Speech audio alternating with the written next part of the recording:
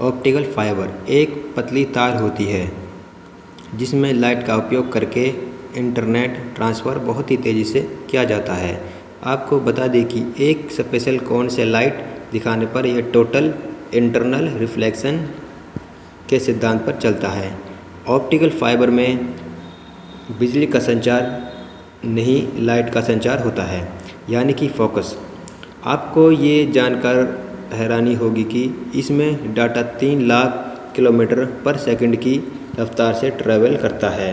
दरअसल ये speed light की है और इसमें लाइट का उपयोग करके डाटा को इतनी तेज़ी के साथ भेजा जाता है। जब इसे 1966 में पहली बार बनाकर टेस्ट किया गया तो ये प्रभावी रूप से इतना ठीक नहीं चला और इसका विकास जारी था और इसमें आए दिन नए नए संशोधन देखने को मिलने लगे। इसके बाद प्रगति होती गई और इनका दायरा 10 किलोमीटर से 50 किलोमीटर, फिर 50 किलोमीटर से 100 किलोमीटर ऐसे ही बढ़ता चला गया। आज आप देख सकते हैं ऑप्टिकल फाइबर का कितना बड़ा नेटवर्क बन गया है।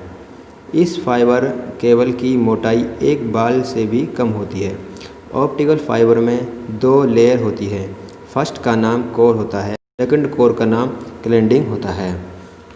सिग्नल मोड के एक समय एक ही सिग्नल का प्रवाह हो सकता है, यानी इसमें लाइट का एक ही मार्ग होता है। सिंगल मोड की क्षमता बहुत दूर डाटा पहुंचाने की होती है।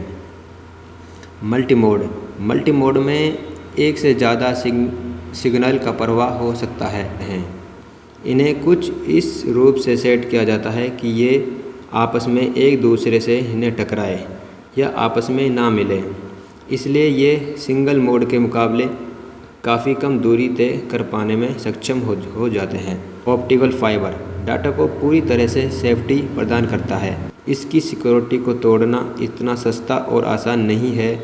एनालॉग और डिजिटल सिग्नल ट्रांसमिशन, इसमें डाटा एनालॉग तरीके से नहीं बल्कि डिजिटल तरीके से ट्रांसमिशन किया जाता है। आपको बता दें, इसमें एनालॉग ट्रांसमिशन भी किया जा सकता है।